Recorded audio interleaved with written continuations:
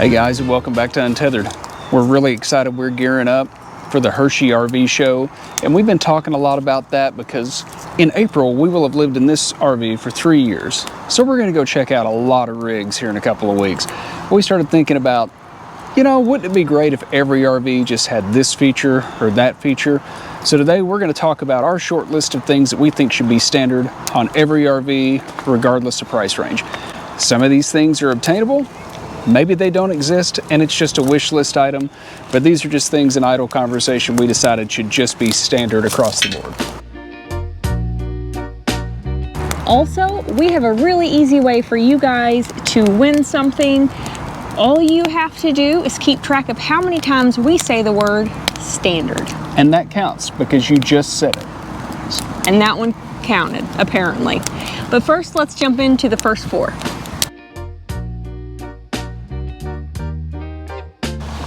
Okay, boss lady, are we doing this in any particular order or are we just hammering down? You take the first two.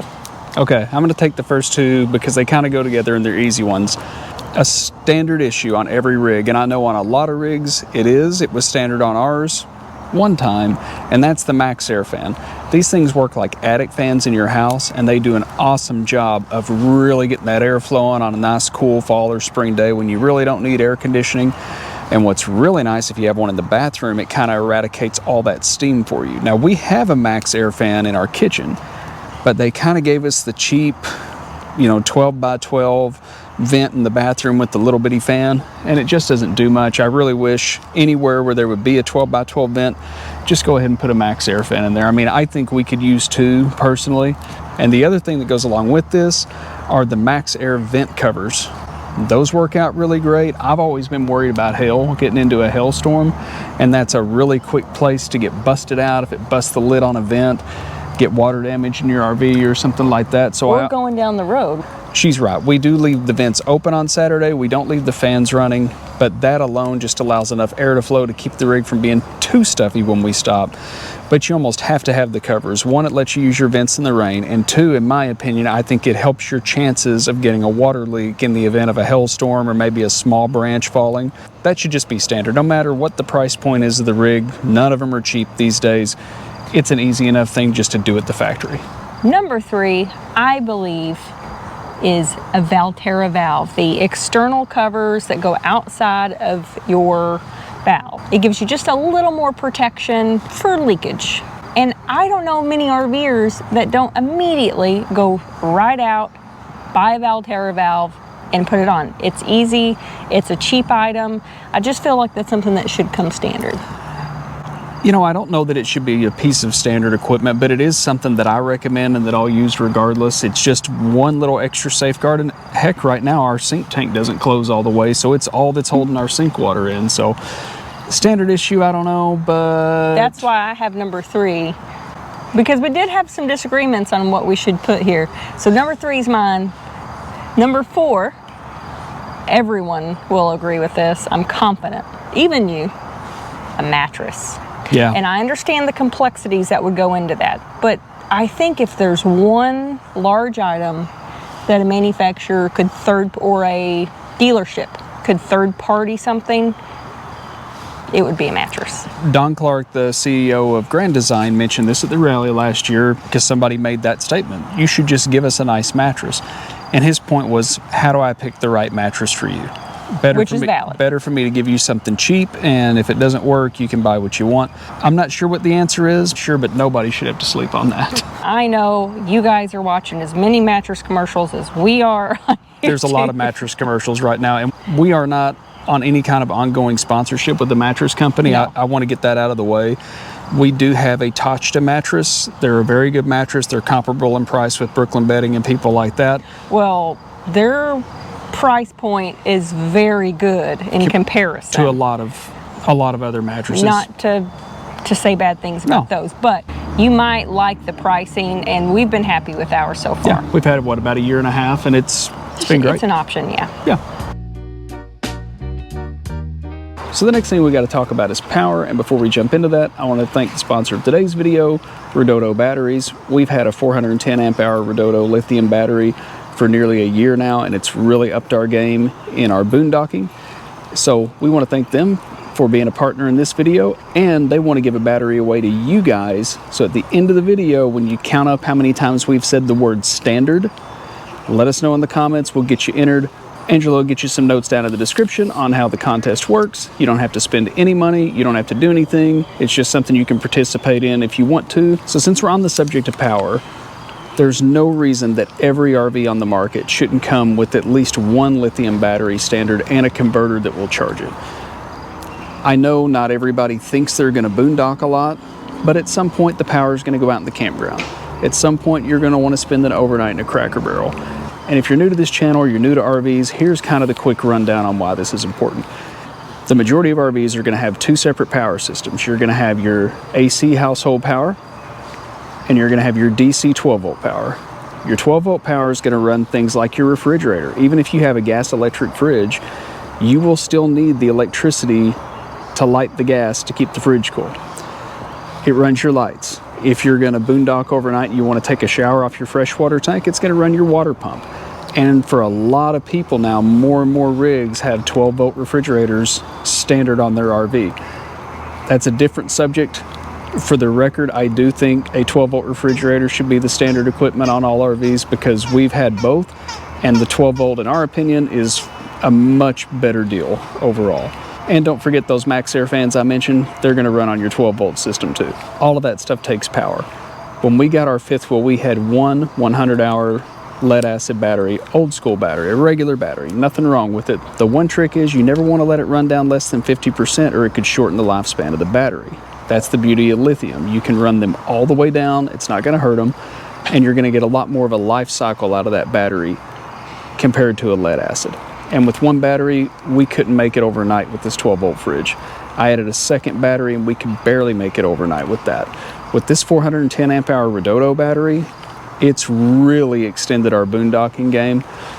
Conditions vary, you know, we have a solar panel. Some days we get more sun, less sun.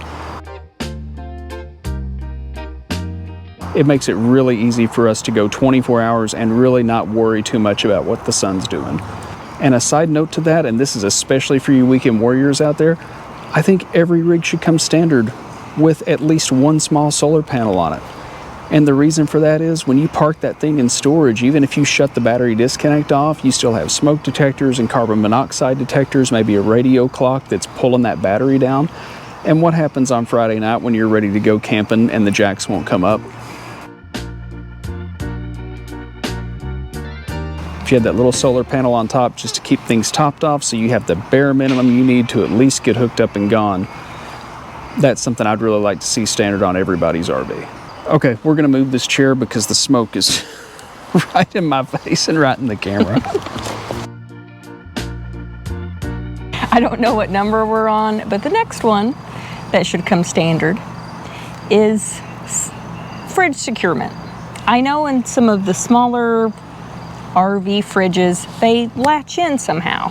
With these residential fridges, I get it's a little different, but personally, I don't feel that you should buy a piece of equipment and then have to go buy another piece of equipment, try to strap it together or tape it together or that's crazy. Someone said that some of the RVs are starting to come with the little screw in. So maybe they've remedied that on some of the rigs. I'd like to think that they did. I don't want to have to go, well, is my fridge door going to stay shut? That's crazy.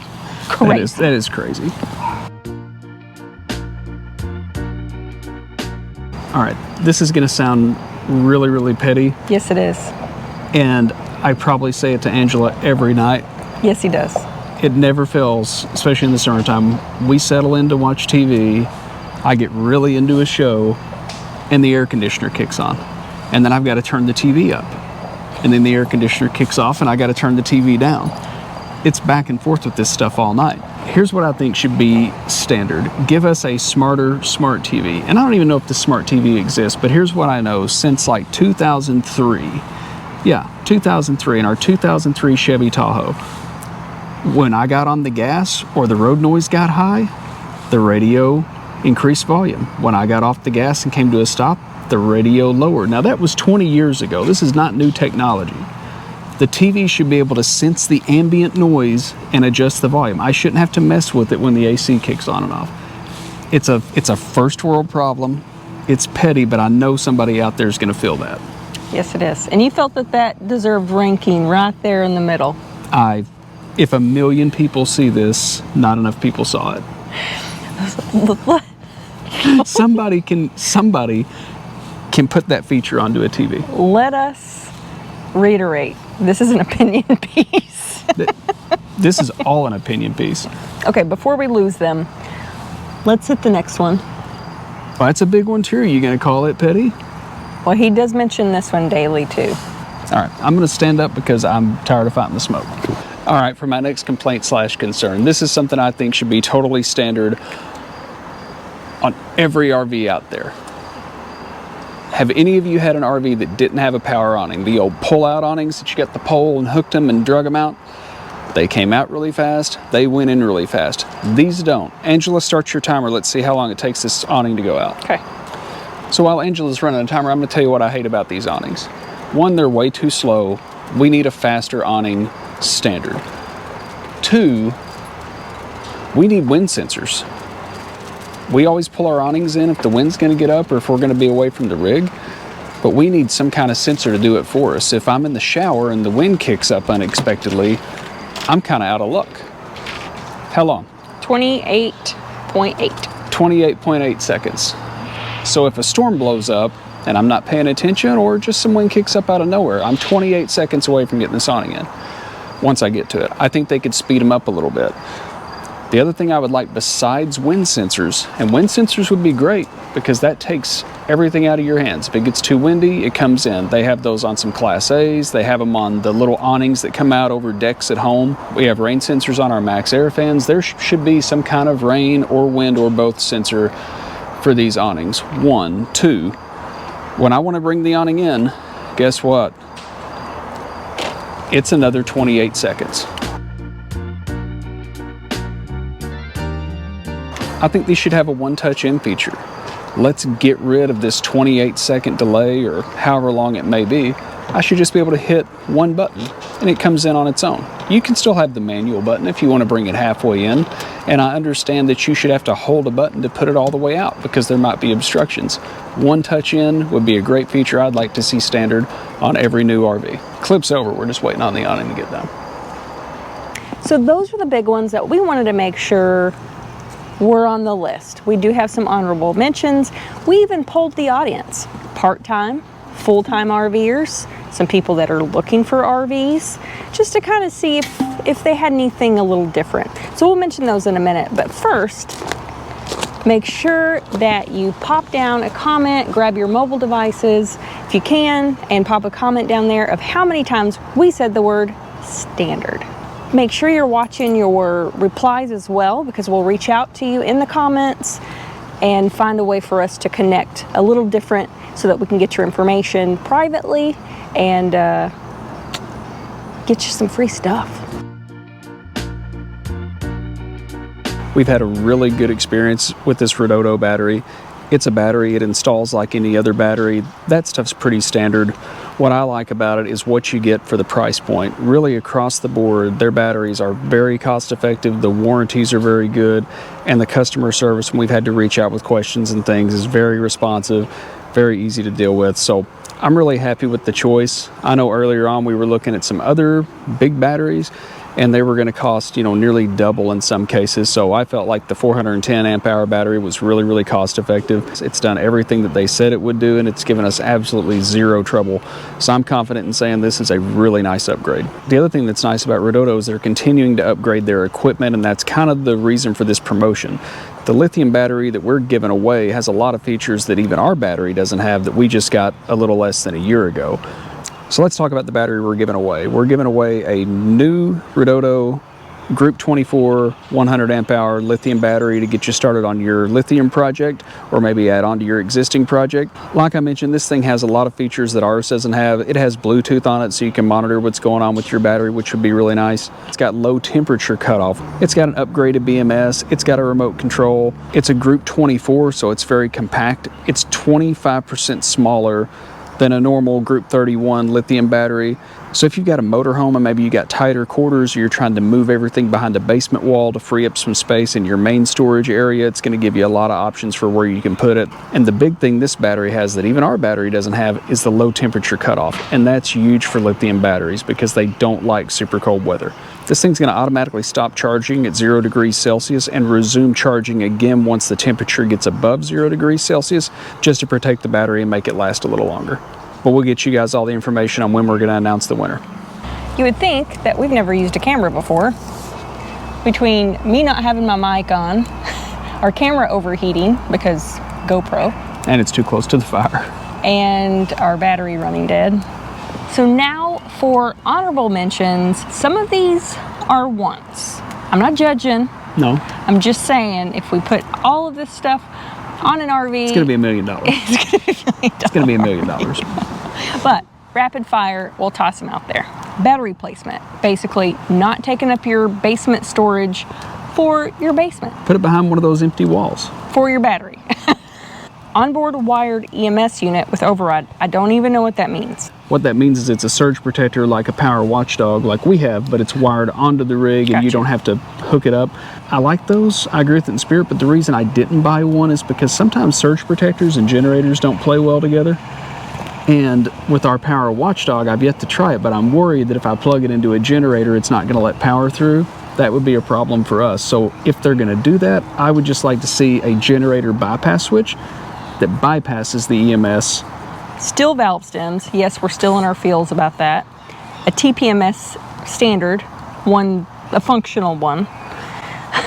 One, not everybody gets them. Two, sometimes the ones that come on the rigs are not great. And this one's a big one. This is a big want for probably most people, but I could see why this wouldn't come standard. A slide tray. Oh, like the Moride slide trays? Yeah, they're awesome. Yeah, I want one. I'm very jealous of anyone who has one, but you're talking cost and weight, so I could Yeah. see that not being standard. Those things are pricey.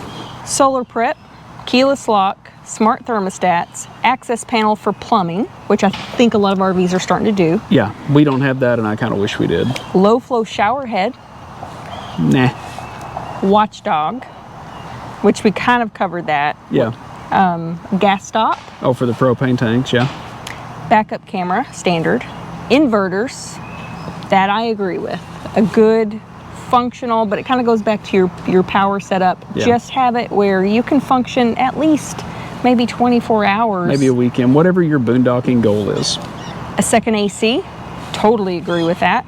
Disc brakes, and that's money. Yeah. Installed water filters and softeners plumbed in already. I do agree with that. Yeah, less It's to hook up. kind of crazy the stuff we lug around for that kind of stuff.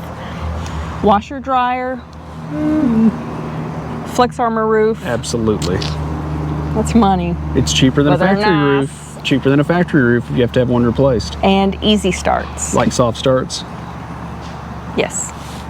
I'd agree with that. That would be nice to just have. You might be a standard dachshund, but you're not standard to me. Yeah, I know, you're my cheap boy. If you guys like this video, give us a thumbs up, hit the like button. It kind of tells YouTube that you like our stuff, and it helps them recommend us to more people. We're growing, and that's because of you guys. So don't forget to give us a like if you enjoyed But not this. the down, not the thumbs down. Yeah, don't hit the Put thumbs. tape over it. Yeah, put tape over the thumbs down. Give us a thumbs up. Don't forget to subscribe because you never know where we're going to be and what we're going to do next. And if we missed anything on your perfect RV wish list, let us know in the comments. Let's keep the conversation going because I'm sure there's something we forgot. And who knows, we may find some of these items at the show and be surprised. We're not going to do a whole bunch of RV tours because plenty of people, good channels do that. Way better than us. We're not going to be one of them. But we are going to look for some interesting things and see what piques our interest. And it wouldn't be an untethered trip if there weren't some friends and some shenanigans. So I'm sure it'll be packed with all kinds of goodness for you guys You're to planning see. shenanigans. There's always shenanigans. We will see you guys on the next one. Bye, guys.